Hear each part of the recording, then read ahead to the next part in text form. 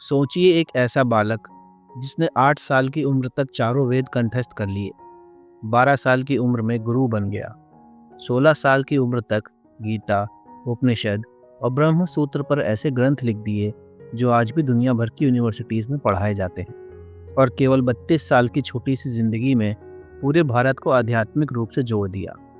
यह कोई काल्पनिक कहानी नहीं, यह है उस महापुरुष की सच्ची गाथा जिन्हें आज पूरी दुनिया जगत गुरु आदि शंकराचार्य के नाम से जानती है। एक ऐसा संत जिसने घोषणा की, ब्रह्म सत्य जगत मिथ्या, ब्रह्मा ही सत्य है, यह दुनिया माया है। जिसने भारत के चारों कोनों में मठ स्थापित करके सनातन धर्म और वेदांत के ज्ञान को नई ऊर्जा दी। अगर आप जानना चाहते हैं कि कैसे एक साधारण बालक बना पूरे विश्व का आध्यात्मिक गुरु, तो इस ऑडियो को शुरू से अंत तक जरूर सुनिएगा।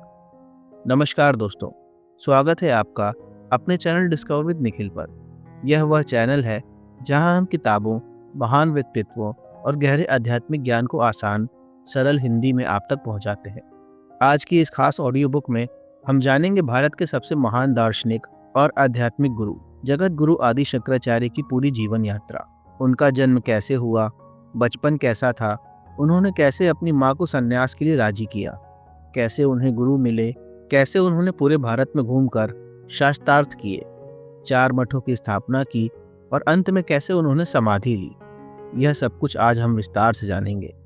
अगर आपको ऐसी प्रेरणादायक, आध्यात्मिक और ज्ञान से भरी कहानियां पसंद आती हैं तो अभी के अभी चैनल को सब्सक्राइब कर लीजिए और बेल आइकन दबा दीजिए ताकि हर नई ऑडियो बुक की नोटिफिकेशन आप तक सबसे पहले पहुंचे। तो चलिए शुरू करते हैं यह अद्भुत यात्रा। आदि शंकराचार्य, एक दिव्य जीवन, एक अमर संदेश। हमारी कहानी शुरू होती है लगभग 1200 साल पहले, यानी 8वीं शताब्दी में। स्थान है केरल का एक छोटा सा गांव कलड़ी, जो आज एर्नाकुलम जिले में आता है। यहाँ पूर्णा नदी के किनारे हरे भरे पेड़ों और प्राचीन मंदिरों के बीच एक सीधे सादे लेकिन अत्यंत धार्मिक ब्राह्मण परिवार रहता था। पिता का नाम था शिव गुरु और माँ का नाम था आर्याबा। दोनों का जीवन सुखी था। घर में शांति थी, पूजा पाठ था, गांव में इज्जत थी। लेकिन एक गहरी कमी उनके मन को हमेशा खाली रखती थी, संतान सुख। साल दर साल बीतते गए लेकिन उनकी गोद सोनी रही। हर मंदिर जाते, हर तीर्थ करते, व्रत करते, दान करते, लेकिन कोई फल नहीं मिला। आखिरकार एक दिन दोनों ने निर्णय लिया, वे त्रिशूर के प्रसिद्ध वड़क्कूनाथ मंदिर जाएंगे और भगवान शिव से गहरी प्रार्थना करेंगे। वे दोनों मंदिर पहुंचे, दिन रात भगवान के सामने बैठे रहे, बिना अन्न जल के कठोर तपस्या की। केवल एक ही प्रार्थना, हे महादेव, हमें संतान का सुख दीजिए। उनकी भक्ति देखकर, उनके त्याग और समर्पण को देखकर भगवान शिव प्रसन्न हुए। एक रात दोनों को स्वप्न में भगवान शिव ने दर्शन दिए। भगवान ने कहा, मैं तुम्हारी भक्ति से अत्यंत प्रसन्न हूँ। मैं तुम्हें 2 विकल्प देता हूँ। पहला, एक साधारण पुत्र जो लंबी आयु जिएगा, सामान्य जीवन जिएगा, लेकिन कोई खास पहचान नहीं बनाएगा। या दूसरा, एक दिव्य पुत्र जो अल्पायु होगा, लेकिन उसका ज्ञान, उसका यश, उसका प्रभाव हमेशा के लिए अमर रहेगा। वह पूरी दुनिया को रोशनी देगा। शिव गुरु और आर्याबा ने एक पल भी नहीं सोचा। उन्होंने कहा, हे प्रभु, हमें वह पुत्र दीजिए जो संसार के लिए कल्याणकारी हो। भले ही वह हमारे पास कम समय रहे, लेकिन उसका जीवन सार्थक हो। भगवान मुस्कुराए और अंतर ध्यान हो गए। कुछ महीनों बाद एक शुभ दिन आर्याबा ने एक तेजस्वी पुत्र को जन्म दिया। कहा जाता है उस दिन आकाश में विशेष चमक थी, पक्षी मधुर गीत गा रहे थे, मानो प्रकृति भी इस दिव्य जन्म का स्वागत कर रही हो। पुत्र का नाम रखा गया शंकर, जिसका अर्थ है कल्याण करने वाला, भगवान शिव का रूप। बचपन से ही शंकर में कुछ अलग था। जब वे 3 साल के हुए तो उन्होंने संस्कृत श्लोक सुनकर उन्हें तुरंत दोहराना शुरू कर दिया। 5 साल की उम्र में वे वेद मंत्रों को सुनकर याद कर लेते थे।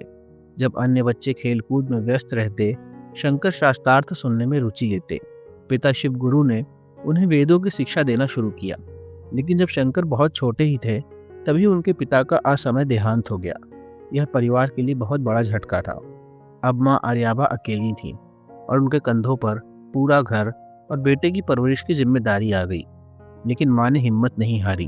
उन्होंने शंकर को प्रेम, संस्कार, शिक्षा सब कुछ दिया। शंकर इतनी तेजी से सीखते थे कि गांव के पंडित हैरान रह जाते। 8 साल की उम्र तक उन्होंने चारों वेद, ऋग्वेद, यजुर्वेद, सामवेद, अथर्ववेद सभी का अध्ययन पूरा कर लिया। गांव में लोग कहने लगे, यह बालक साधारण नहीं है, इसमें कुछ दिव्य शक्ति है, यह भविष्य में कुछ बड़ा करेगा। और वो बिल्कुल सही थे। शंकर का मन अभी संसार की माया में नहीं था। उसके मन में एक ही सवाल गूंजता रहता, मैं कौन हूँ, यह दुनिया क्या है, सत्य क्या है। यही सवाल उन्हें एक बड़े निर्णय की ओर ले गए। जैसे जैसे शंकर बड़े होते गए, उनका मन भौतिक जीवन से दूर होता गया। वे देखते कि लोग धन के पीछे भागते हैं, प्रतिष्ठा के पीछे भागते हैं, लेकिन कोई सुखी नहीं है। सब कुछ अस्थायी है, सब कुछ बदलता रहता है। उनके मन में एक गहरी प्यास थी, असली सत्य जानने की, और वे जानते थे कि यह सत्य केवल सन्यास के मार्ग पर चलकर ही पाया जा सकता है। वे बार बार अपनी माँ से कहते, माँ मुझे सन्यास लेने दो, मेरा मन घर गृहस्थी में नहीं लगता, मुझे एक गुरु चाहिए, मुझे ज्ञान चाहिए, मुझे जीवन का असली उद्देश्य जानना है। लेकिन माँ आर्याबा के लिए यह सुनना असहनीय था। पति तो पहले ही चले गए थे, अब यह इकलौता बेटा ही उनका सहारा था, उनका सब कुछ था। वे रोते हुए कहती, बेटा तुम अभी बहुत छोटे हो, अभी तो जीवन का अनुभव भी नहीं हुआ, पहले बड़े हो जाओ फिर सोचना, मुझे अकेले मत छोड़ो। लेकिन शंकर का संकल्प अटल था। वे जानते थे कि उनका जन्म किसी बड़े उद्देश्य के लिए हुआ है, और तभी घटित हुई वह घटना जिसने सब कुछ बदल दिया। एक सुबह की बात है, शंकर नदी में स्नान करने गए। यह उनकी रोज की दिनचर्या थी। सुबह नदी में स्नान करना, फिर सूर्य नमस्कार करना, मंत्र जाप करना। उस दिन भी वे नदी के किनारे खड़े होकर प्रार्थना कर रहे थे। माँ थोड़ी दूर किनारे पर कपड़े धो रही थीं। अचानक पानी में से एक विशाल मगरमच्छ निकला। उसने शंकर के पैरों को मजबूती से पकड़ लिया। शंकर जोर से चिल्लाए, माँ मदद! मगरमच्छ ने मुझे पकड़ लिया। माँ आर्याबा भाग कर आईं। उन्होंने देखा कि उनका बेटा पानी में फंसा है और एक भयानक मगरमच्छ उसे खींच रहा है। वे डर से चिल्लाईं, रोने लगीं, लेकिन वे बिल्कुल असहाय थी। वे कुछ नहीं कर सकती थी। शंकर ने पानी में खड़े खड़े ही माँ से कहा, माँ सुनो, अगर आप मुझे अभी इसी पल सन्यास की अनुमति दे दो तो शायद मैं इस मगरमच्छ से बच जाऊं। अगर नहीं दोगी तो यह मेरा अंतिम समय है, मैं आज यहीं मर जाऊंगा। कृपया माँ मुझे आज्ञा दो। माँ के सामने यह कठिन निर्णय था। एक तरफ बेटे की जान, दूसरी तरफ उसे हमेशा के लिए खो देने का डर। लेकिन उन्होंने सोचा, अगर बेटे की जान बचती है तो यही सही, भले ही वह सन्यासी बन जाए, कम से कम वह जीवित तो रहेगा। आंसुओं के साथ उन्होंने कहा, ठीक है बेटा, मैं तुम्हें सन्यास की अनुमति देती हूँ, तुम्हारी मर्जी, भगवान तुम्हारी रक्षा करे। और चमत्कार हो गया। कहा जाता है कि जैसे ही माँ के मुंह से यह शब्द निकले, मगरमच्छ ने तुरंत शंकर को छोड़ दिया और पानी में गायब हो गया। शंकर सुरक्षित किनारे पर आ गए। माँ ने उन्हें जोर से गले लगाया। शंकर ने माँ से कहा, माँ यह भगवान की लीला थी, यह मुझे संदेश था कि मेरा रास्ता सन्यास का है। आपने मुझे अनुमति दी, इसके लिए धन्यवाद। लेकिन मैं आपको एक वचन देता हूँ, जब आपका अंतिम समय आएगा मैं आपके पास रहूंगा और खुद आपका अंतिम संस्कार करूंगा। माँ रोते हुए बोली, ठीक है बेटा, जो तुम्हें सही लगे वो करो, बस खुश रहो। उस दिन से शंकर ने भगवा वस्त्र पहन लिए, सिर मुंडवा लिया और औपचारिक रूप से सन्यासी बन गए। अब वो केवल शंकर नहीं रहे, अब वे सन्यासी शंकर बन चुके थे। यह घटना केवल एक कहानी नहीं है, यह प्रतीक है कि जब तक हम संसार की पकड़ में फंसे हैं तब तक हम बंधे हैं। जैसे ही हम छोड़ते हैं, मुक्ति मिल जाती है। संन्यास लेने के बाद शंकर ने अपनी यात्रा शुरू की। केवल 8 साल का बालक, भगवा वस्त्र पहने, हाथ में एक छोटा सा भिक्षा पात्र और मन में एक ही लक्ष्य, सच्चे गुरु की खोज। वे केरल से निकल पड़े, पैदल। कोई गाड़ी नहीं, कोई साथी नहीं, केवल ईश्वर पर भरोसा और आत्मविश्वास। वे गांव-गांव घूमे, जंगलों से गुजरे, पहाड़ों पर चढ़े, रास्ते में कई संतों से मिले, कई विद्वानों से शास्त्र चर्चा की, लेकिन उनके मन को संतुष्टि नहीं मिली। वे जानते थे कि उन्हें एक ऐसे गुरु की जरूरत है जो उन्हें परम सत्य तक पहुंचा सके। कई महीनों की यात्रा के बाद वे नर्मदा नदी के किनारे पहुंचे। नर्मदा वह पवित्र नदी है जो मध्य भारत से होकर बहती है, जिसे रेवा भी कहा जाता है। यहाँ नदी के किनारे एक गुफा थी। इस गुफा में रहते थे महान संत गोविंद भगवत्पाद। गोविंदाचार्य स्वयं प्रसिद्ध ऋषि गौड़पाद के शिष्य थे, जो अद्वैत वेदांत के प्रारंभिक आचार्यों में से एक थे। गोविंद भगवत पाद अधिकतर समय गहरी समाधि में लीन रहते थे। वे बहुत कम बोलते थे और किसी को भी आसानी से शिष्य नहीं बनाते थे। शंकर उनकी गुफा के द्वार पर पहुंचे। उन्होंने सम्मान से प्रणाम किया। गुरु ने आंखें खोली। उन्होंने शंकर को देखा, एक छोटा सा बालक, लेकिन उसकी आंखों में अद्भुत तेज। गुरु ने पूछा, तुम कौन हो? यह सवाल बहुत गहरा था। यह केवल नाम या गांव पूछना नहीं था। यह सवाल था, तुम्हारी असली पहचान क्या है? तुम शरीर हो, मन हो या कुछ और? शंकर ने कुछ पलों के लिए आंखें बंद की, फिर जवाब देना शुरू किया, और जो जवाब दिया वह इतना गहरा था कि गुरु हैरान रह गए। शंकर ने 10 श्लोकों में अपना परिचय दिया, जिसे आज 10 श्लोकी के नाम से जाना जाता है। उन्होंने कहा, ना मैं मन हूँ, ना बुद्धि, ना अहंकार, ना चित्त, ना मैं कान हूँ, ना जीभ, ना नाक, ना आँख, ना मैं आकाश हूँ, ना पृथ्वी, ना अग्नि, ना वायु। मैं तो शुद्ध चैतन्य हूँ, आनंद स्वरूप हूँ, मैं शिव हूँ। गुरु गोविंद भगवत पाद अचंभित रह गए। उन्होंने सोचा, यह कोई साधारण बालक नहीं है, इसने पिछले कई जन्मों की साधना की है। उन्होंने पूछा, तुम कहाँ से आए हो? तुम्हारी कहानी क्या है? शंकर ने सब कुछ बताया, अपना जन्म, भगवान शिव की भविष्यवाणी, मगरमच्छ की घटना, माँ से विदाई और सत्य की खोज। गुरु मुस्कुराए। उन्होंने कहा, तुम्हारा यहाँ आना कोई भाग्य नहीं, नियति है। मैं तुम्हें अपना शिष्य स्वीकार करता हूँ। आज से तुम मेरे साथ रहोगे और अद्वैत वेदांत का गहन अध्ययन करोगे। उस दिन से नर्मदा के शांत किनारे गुरु की छाया में शंकर ने वेदांत के गूढ़ रहस्यों को सीखना शुरू किया। गुरु ने उन्हें उपनिषदों की गहराई बताई, ब्रह्म सूत्र का अर्थ समझाया, ध्यान की उच्चतम अव्यवस्थाओं का अनुभव कराया।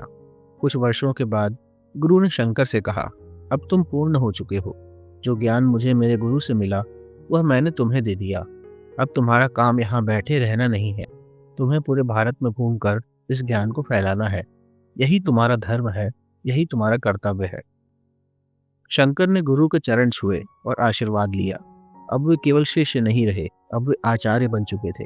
अब वे शंकराचार्य थे और इसी के साथ शुरू हुई उनकी महान भारत यात्रा। दोस्तों, कहानी अभी बाकी है और बहुत रोचक होने वाली है, लेकिन इससे पहले कि हम आगे बढ़ें, एक छोटी सी रिक्वेस्ट। अगर आपको अब तक की कहानी अच्छी लग रही है, अगर आपको ऐसे महान संतों, दार्शनिकों और किताबों की गहराई जानना पसंद है, तो इस चैनल को सब्सक्राइब कर लीजिए, वीडियो को लाइक कीजिए और कमेंट में लिखिए ओम नमः शिवाय, ताकि मुझे पता चले कि आप इस ज्ञान यात्रा का हिस्सा हैं। अब चलिए आगे बढ़ते हैं ग्रंथ रचना और अद्वैत वेदांत की दुनिया में। गुरु की आज्ञा के बाद शंकराचार्य ने केवल घूमकर प्रवचन ही नहीं दिए, बल्कि उन्होंने ऐसे ग्रंथ भी लिखे जो आज भी पूरी दुनिया में पढ़े और पढ़ाए जाते हैं। और यह सब उन्होंने किस उम्र में किया? 16 से 25 के बीच। यह अपने आप में एक चमत्कार है। उनकी सबसे महत्वपूर्ण रचनाएं हैं ब्रह्म सूत्र भाष्य। ब्रह्म सूत्र वेदांत दर्शन का हृदय है। इसे ऋषि बद्रायण ने लिखा था, लेकिन यह बहुत ही संक्षिप्त और गूढ़ था। शंकराचार्य ने इस पर विस्तृत टीका लिखी और स्पष्ट किया कि ब्रह्म सूत्र का असली संदेश अद्वैत है। उपनिषदों पर भाष्य। उन्होंने 10 प्रमुख उपनिषदों ईश, केन, कठ, प्रश्न, मुंडक, मांडुक्य, तैत्तिरीय, ऐत्रेय, छांदोग्य, बृहदारण्यक पर गहरी टीकाएं लिखी। इन टीकाओं में उन्होंने बताया कि उपनिषदों का मूल संदेश क्या है। तीसरा, भगवद गीता भाष्य। गीता पर भी उन्होंने अद्भुत व्याख्या लिखी। उन्होंने बताया, गीता केवल कर्म की किताब नहीं, बल्कि ज्ञान, भक्ति और कर्म तीनों का संगम है। इन तीनों को मिलाकर प्रस्थानत्रयी कहा जाता है और इन्हीं पर शंकराचार्य ने अद्वैत वेदांत की पूरी नींव रखी। तो अद्वैत वेदांत का मतलब क्या है? आसान भाषा में समझते हैं। अद्वैत का अर्थ है जो दो नहीं यानी एक। शंकराचार्य कहते हैं, इस पूरे ब्रह्मांड का मूल एक ही तत्व है, उसे ब्रह्मा कहते हैं। ब्रह्मा अनंत है, शाश्वत है, सर्वव्यापी है, अविनाशी है। जो हम अपने चारों ओर देखते हैं, यह शरीर, यह घर, यह दुनिया, ये रिश्ते, सब माया है। माया का मतलब यह नहीं कि यह झूठ है, बल्कि यह अस्थायी है, बदलने वाला है। लेकिन इन सब के पीछे जो सत्य है वह कभी नहीं बदलता। और सबसे महत्वपूर्ण बात, आपकी असली पहचान यह शरीर नहीं, यह मन है, यह नाम नहीं है। आपकी असली पहचान आत्मा है और वह आत्मा ब्रह्मा से अलग नहीं, वह ब्रह्मा ही है। जब अज्ञानता दूर होती है तो साधक को यह अनुभव होता है कि मैं और ब्रह्मा एक ही हैं। शंकराचार्य ने केवल गंभीर दर्शन ही नहीं लिखे, उन्होंने सरल, भावपूर्ण स्रोत भी लिखे, जैसे भज गोविंदम। इसमें उन्होंने लिखा, ओ मनुष्य, व्याकरण के नियम रटने से क्या लाभ? भगवान का नाम याद कर, समय बीत रहा है, बुढ़ापा आ रहा है, मृत्यु सिर पर खड़ी है। दूसरा, निर्वाण षटकम। इसमें उन्होंने अपनी असली पहचान बताई, मैं चैतन्य हूँ, मैं आनंद हूँ, मैं शिव हूँ। तीसरा, सौंदर्य लहरी। देवी की स्तुति में लिखा गया यह ग्रंथ भक्ति और कला का अद्भुत मिश्रण है। इतनी कम उम्र में इतने गहरे ग्रंथ लिखना यह साबित करता है कि वे केवल विद्वान नहीं बल्कि स्वयं ज्ञान के जीवंत स्वरूप थे।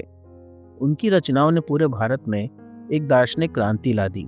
लोग समझने लगे कि धर्म केवल बाहरी क्रियाकांड नहीं बल्कि भीतरी अनुभव है।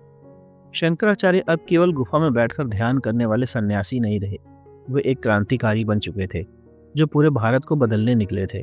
उन्होंने पैदल पूरे भारत का भ्रमण किया, हिमालय से कन्याकुमारी तक, बंगाल से गुजरात तक। हर गांव, हर शहर, हर राज दरबार में वे गए और लोगों को वेदांत का सच्चा ज्ञान दिया। उस समय भारत में कई अलग अलग दर्शन और मत थे। कुछ लोग कहते थे सब कुछ शून्य है, कुछ कहते थे केवल कर्म कांड से मुक्ति मिलेगी, कुछ कहते थे भौतिक जीवन ही सब कुछ है। शंकराचार्य ने सबके साथ तर्क किया, शास्त्रार्थ किया, लेकिन हमेशा सम्मान के साथ। उन्होंने किसी को नीचा नहीं दिखाया बल्कि तर्क और शास्त्र से अपनी बात साबित की। उनकी सबसे प्रसिद्ध बहस हुई मिथिला में विद्वान मंडन मिश्र के साथ। मंडन मिश्र उस समय के सबसे बड़े विद्वानों में से एक थे। वे कर्मकांड के सबसे बड़े समर्थक थे और मीमांसा दर्शन के अनुयायी थे। उनका मानना था कि वेदों में बताए गए यज्ञ और कर्म ही मुक्ति का असली मार्ग है। जब शंकराचार्य कहते थे कि कर्म जरूरी है लेकिन मुक्ति केवल ज्ञान से मिलती है, कर्म मन को शुद्ध करते हैं लेकिन अंतिम मुक्ति आत्मज्ञान से ही होती है। जब शंकराचार्य मिथिला पहुंचे तो मंडन मिश्र ने बहस के लिए चुनौती स्वीकार की। शर्त थी जो हार जाएगा वह जीतने वाले का शिष्य बन जाएगा। मंडन मिश्र की पत्नी उभया भारती, जो खुद बहुत बड़ी विदुषी थी, उन्हें निर्णायक बनाया गया।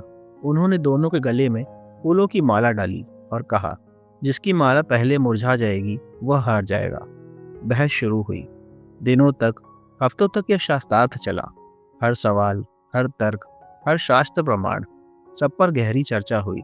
मंडन मिश्र ने पूछा, अगर केवल ज्ञान से मुक्ति मिलती है तो वेदों में इतने सारे कर्म क्यों बताए गए हैं? शंकराचार्य ने जवाब दिया, कर्म मन को शुद्ध करते हैं, अहंकार को घटाते हैं, लेकिन बंधन को काटते नहीं। बंधन केवल ज्ञान से कटता है। जैसे अंधेरे में दीपक जलाना जरूरी है, वैसे ही अज्ञान दूर करने के लिए आत्मज्ञान जरूरी है।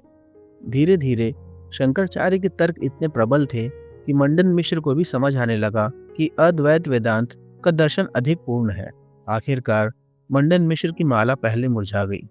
उभया भारती ने घोषणा की कि शंकराचार्य की जीत हुई है। मंडन मिश्र ने अपनी हार स्वीकार की। उन्होंने शंकराचार्य के चरण छुए और कहा, आज से आप मेरे गुरु हैं, मैं आपका शिष्य हूँ। उनका नया नाम रखा गया, सुरवेशाचार्य, और वे आगे चलकर शंकराचार्य के सबसे प्रमुख शिष्यों में से एक बने। लेकिन कहानी यहीं खत्म नहीं हुई। उभया भारती ने कहा, रुकिए, चूंकि हिंदू परंपरा में पति पत्नी को अर्धांगिनी माना जाता है, इसीलिए मंडन मिश्र की हार केवल आधी मानी जाएगी। आपको मुझसे भी शास्त्रार्थ जीतना होगा। शंकराचार्य मान गए। उभया भारती ने उनसे गृहस्थ जीवन, पति पत्नी के रिश्ते और काम शास्त्र के बारे में पूछा।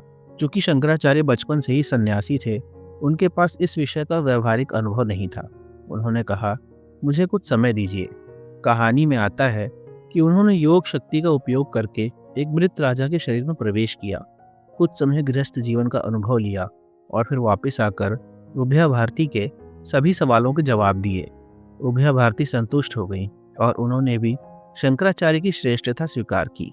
यह पूरी घटना प्रतीक है कि सच्चा ज्ञान केवल किताबी नहीं होता, वह अनुभव से भी जुड़ा होता है। और अब जब विद्वान आपस में बहस करते हैं तो अहंकार नहीं बल्कि सत्य की जीत होनी चाहिए। शंकराचार्य केवल विचारक नहीं थे, वे एक महान संगठनकर्ता भी थे। उन्हें पता था कि ज्ञान को लंबे समय तक जीवित रखने के लिए केवल किताबें लिखना काफी नहीं है। संस्थाएं चाहिए, गुरु शिष्य परंपरा चाहिए, एक मजबूत ढांचा चाहिए। इसीलिए उन्होंने एक अद्भुत योजना बनाई, भारत के चारों दिशाओं में 4 प्रमुख मठों की स्थापना करना। पहला था उत्तर दिशा में ज्योतिर्मठ। यह मठ हिमालय की गोद में स्थित है, बद्रीनाथ के पास। यहाँ अर्थवेद की परंपरा रखी गई। यह उत्तर भारत के लोगों को वेदांत सिखाने का केंद्र बना। दूसरा, दक्षिण दिशा में श्रृंगेरी शारदा पीठ, कर्नाटक में। यह मठ तुंगा नदी के किनारे स्थित है। यहाँ यजुर्वेद की परंपरा रखी गई। दक्षिण भारत में अद्वैत वेदांत का प्रचार इसी मठ से हुआ। तीसरा, पूर्व दिशा गोवर्धन मठ, पुरी, उड़ीसा में। यह मठ जगन्नाथ मंदिर के पास है।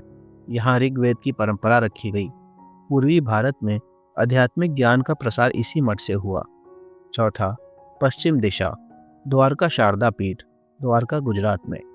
यह मठ समुद्र के किनारे स्थित है। यहाँ सामवेद की परंपरा रखी गई। पश्चिम भारत के लोगों के लिए यह आध्यात्मिक केंद्र बना।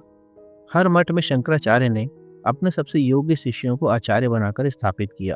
इन मठों का उद्देश्य था वेदों का अध्ययन और संरक्षण, वेदांत का प्रचार प्रसार, लोगों को आध्यात्मिक मार्गदर्शन देना, गुरु शिष्य परंपरा को जीवित रखना। आज भी 1200 साल बाद ये चारों मठ सक्रिय हैं। यहाँ रोज वेद पढ़ाए जाते हैं, यज्ञ होते हैं, ध्यान सिखाया जाता है और लोगों की समस्याओं का समाधान किया जाता है। यह शंकराचार्य की दूरदर्शिता का सबसे बड़ा प्रमाण है। उन्होंने केवल विचार नहीं दिए, बल्कि उन विचारों को एक स्थायी संस्थागत रूप भी दिया, ताकि यह ज्ञान पीढ़ी दर पीढ़ी आगे बढ़ता रहे। दोस्तों, अगर आप यह सोच रहे हैं कि ऐसी कहानियाँ आपके जीवन को कैसे बदल सकती हैं, तो यह चैनल आपके लिए ही बना है। हम यहाँ सिर्फ कहानियाँ नहीं सुनाते, हम जीवन बदलने वाले विचार साझा करते हैं। तो अगर आपको यह ऑडियो बुक पसंद आ रही है, तो कृपया चैनल को सब्सक्राइब कीजिए, इस वीडियो को लाइक कीजिए और अपने दोस्तों परिवार के साथ शेयर कीजिए। चलिए अब चलते हैं शंकराचार्य की जीवन यात्रा के अंतिम पड़ावों की ओर। इतना काम करने के बाद भी शंकराचार्य अपनी माँ को नहीं भूले। सन्यासी बन जाने के बाद भी वे अपने दिल में हमेशा माँ के लिए जगह रखते थे। एक दिन उन्हें संदेश मिला कि उनकी माँ आर्याबा बहुत बीमार है, उनका अंतिम समय करीब है। शंकराचार्य तुरंत अपने शिष्यों से बोले, मैंने अपनी माँ को वचन दिया था कि उनके अंतिम समय में मैं उनके पास रहूंगा। मुझे अभी केरल जाना होगा। उन्होंने लंबी यात्रा की और अपने गांव कलड़ी पहुंचे। जब वे घर पहुंचे, माँ बिस्तर पर लेटी थी, बहुत कमजोर। उनकी सांसें धीरे धीरे चल रही थीं। लेकिन जैसे ही उन्होंने अपने बेटे को देखा, उनकी आंखों में चमक आ गई। उन्होंने कहा, बेटा तुम आ गए, अब मुझे कोई चिंता नहीं, अब मैं शांति से जा सकती हूँ। शंकराचार्य माँ के पास बैठ गए। उन्होंने माँ का हाथ पकड़ा। फिर उन्होंने माँ को वेदांत का सार समझाया, भगवान विष्णु के नाम का स्मरण कराया, उनके मन से मृत्यु का भय हटाया। उन्होंने माँ से कहा, माँ तुम केवल यह शरीर नहीं हो, तुम्हारी असली पहचान आत्मा है। आत्मा कभी नहीं मरती। यह शरीर छूट जाएगा, लेकिन तुम हमेशा रहोगी। माँ ने शांति से मुस्कुराया। उन्होंने अपने बेटे को आशीर्वाद दिया और फिर शंकराचार्य की गोद में भगवान का नाम लेते हुए माँ आर्याबा ने अपना शरीर त्याग दिया। अब समस्या आई। गांव के लोगों ने कहा कि सन्यासी को अंतिम संस्कार करने का अधिकार नहीं है, यह गृहस्थों का काम है। लेकिन शंकराचार्य ने कहा, मैंने अपनी माँ को वचन दिया था, मैं अपना वचन तोड़ नहीं सकता। उन्होंने खुद ही माँ का अंतिम संस्कार किया, अपने हाथों से चिता तैयार की, अग्नि दी और सारे संस्कार पूरे किए। यह घटना दिखाती है कि शंकराचार्य केवल एक दार्शनिक या सन्यासी नहीं थे, वे एक सच्चे इंसान थे, एक सच्चे बेटे थे, जिन्होंने अपनी माँ को दिए हर वचन को निभाया। माँ का अंतिम संस्कार करने के बाद शंकराचार्य फिर से अपनी यात्रा पर निकल पड़े, लेकिन अब वे जानते थे कि उनका समय भी समाप्त होने वाला है। उन्होंने अपने जीवन में वह सब कुछ कर लिया था जो करना था। ग्रंथ लिखे, मठ स्थापित किए, शिष्य तैयार किए, पूरे भारत में वेदांत का प्रसार किया। अब उन्हें एक ही इच्छा थी, भगवान शिव के चरणों में समाधि लेना। वे अपने शिष्यों के साथ हिमालय की ओर चल पड़े। उनकी अंतिम यात्रा का गंतव्य था केदारनाथ, वह पवित्र स्थान जहाँ भगवान शिव का प्राचीन मंदिर है। केदारनाथ, जहाँ बर्फीली चोटियाँ आकाश को छूती हैं, जहाँ हवा में दिव्यता की सुगंध है, जहाँ हर पत्थर भगवान शिव की कृपा से भरा है। जब वे केदारनाथ पहुँचे तो उन्होंने भगवान शिव के दर्शन किए। उन्होंने प्रार्थना की, हे महादेव, मैं आपका ही रूप हूँ, अब मैं आप में विलीन होना चाहता हूँ। फिर उन्होंने अपने शिष्यों को अंतिम उपदेश दिया, याद रखो, तुम केवल यह शरीर नहीं हो, तुम आत्मा हो। आत्मा कभी पैदा नहीं होती, कभी मरती नहीं। यह शरीर तो केवल एक वस्त्र है जो बदल जाता है, लेकिन तुम्हारी असली पहचान, वह चैतन्य, वह ब्रह्मा, वह हमेशा रहता है। इसीलिए किसी चीज से डरो मत, न जन्म से, न मृत्यु से। बस अपने भीतर के सत्य को पहचानो, और जब तुम यह पहचान लोगे तो तुम मुक्त हो जाओगे। यह कहते हुए शंकराचार्य समाधि में बैठ गए। उनका शरीर शांत हो गया, उनकी सांसें रुक गई, उनकी आंखें बंद हो गई। केवल 32 की उम्र में शंकराचार्य ने अपना शरीर त्याग दिया, लेकिन उनका ज्ञान, उनके विचार, उनकी रचनाएं सब जीवित रहीं, आज भी जीवित हैं। कुछ परंपराओं में यह भी कहा जाता है कि उन्होंने कांचीपुरम में केरल में समाधि ली, लेकिन सभी परंपराएं एक ही बात पर सहमत हैं, उनका जाना कोई साधारण मृत्यु नहीं थी। वह महाप्रयाण था, वह विलय था। 32 साल, इतना छोटा जीवन, लेकिन कितना बड़ा काम। जो काम कोई 100 साल में भी नहीं कर पाता, वह उन्होंने 32 साल में कर दिखाया। यही है जगत गुरु का अर्थ, पूरी दुनिया के लिए। अब सवाल यह है कि 1200 साल पुरानी कहानी, इतने सदियों पहले का संत, आज के मॉडर्न तेज तर्रार टेक्नोलॉजी से भरे जीवन में उनकी बातों का क्या मतलब। दोस्तों, आदि शंकराचार्य की शिक्षाएं केवल इतिहास की किताबों में बंद नहीं है, वे आज भी उतनी ही प्रासंगिक है। आज हम सब भागते हैं पैसे के पीछे, सफलता के पीछे, प्रसिद्धि के पीछे। हम सोचते हैं कि अगली तनख्वाह, अगला प्रमोशन, अगली गाड़ी, अगला घर, यह सब मिल जाए तो हम खुश हो जाएंगे। लेकिन फिर भी भीतर से एक खालीपन महसूस होता है, एक अधूरापन, एक बेचैनी। शंकराचार्य कहते हैं, यह खालीपन इसीलिए है क्योंकि तुम बाहर खोज रहे हो जो भीतर है। तुम्हारी असली खुशी तुम्हारे भीतर है, बाहर नहीं। उनके जीवन से हम क्या सीख सकते हैं? पहला, उम्र बाधा नहीं है। शंकराचार्य ने 8 साल में वेद सीखे, 16 साल में ग्रंथ लिखे, 32 साल में पूरा काम कर लिया। अगर इरादा पक्का हो तो उम्र कोई मायने नहीं रखती। दूसरा, लक्ष्य स्पष्ट होना चाहिए। उन्होंने बचपन से ही तय कर लिया था कि उनका जीवन सत्य की खोज के लिए है। जब लक्ष्य साफ होता है तो रास्ते खुद बनते जाते हैं। तीसरा, ज्ञान और भक्ति दोनों जरूरी है। वे केवल सूखे दार्शनिक नहीं थे, उन्होंने गहरा दर्शन भी दिया और भावपूर्ण भक्ति गीत भी लिखे। जीवन में दोनों का संतुलन जरूरी है। चौथा, भीतर के सत्य को पहचानो। हम जितना बाहर की चीजों के पीछे भागते हैं, उतना ही खालीपन बढ़ता है। असली पूर्णता तब मिलती है जब हम अपने भीतर के सत्य को पहचान लेते हैं। पांचवा, माँ बाप का सम्मान। चाहे वे कितने भी बड़े संत बन गए, लेकिन उन्होंने अपनी माँ को दिया वचन कभी नहीं तोड़ा। यह सिखाता है कि चाहे आप कितने भी ऊपर चले जाएं, माँ बाप का सम्मान और उनकी सेवा हमेशा सबसे पहले आनी चाहिए। आज अगर हम उनके विचारों को थोड़ा भी अपनाएं, बस यह समझ लें कि हम केवल यह शरीर, यह नाम, यह पद नहीं है, बल्कि हमारे भीतर कुछ और भी है, तो हमारा जीवन अधिक शांत, अधिक संतुलित और अधिक उद्देश्यपूर्ण हो सकता है। तो दोस्तों, यह थी आदि शंकराचार्य की पूरी जीवन यात्रा। एक साधारण बालक से जगत गुरु तक का अविश्वसनीय सफर। एक ऐसा जीवन जो हमें सिखाता है कि जीवन की लंबाई नहीं, गहराई मायने रखती है। केवल 32 साल, लेकिन इतना काम, इतना ज्ञान, इतना योगदान कि उनका नाम आज भी अमर है। उन्होंने हमें दिया अद्वैत वेदांत का दर्शन जो कहता है कि सब एक है। उन्होंने स्थापित किए 4 मठ जो आज भी ज्ञान की रोशनी फैला रहे हैं। उन्होंने लिखे ग्रंथ जो आज भी विश्वविद्यालयों में पढ़ाए जाते हैं। अगर इस ऑडियो बुक ने आपके मन में थोड़ी सी भी शांति, प्रेरणा या जिज्ञासा जगाई हो तो कृपया इस वीडियो को लाइक कीजिए, चैनल को सब्सक्राइब कीजिए और बेल आइकन दबाइए और कमेंट में लिखिए, ज्ञान ही मुक्ति है। अगर आप चाहते हैं किसी और महापुरुष, किसी और किताब या किसी और विषय पर ऑडियो बुक बने तो कमेंट में ज़रूर बताइए। हम आपकी हर रिक्वेस्ट पर काम करते हैं। मिलते हैं अगली ऑडियो बुक में एक नई जीवन कथा, एक नए दर्शन और एक नई प्रेरणा के साथ। तब तक के लिए धन्यवाद।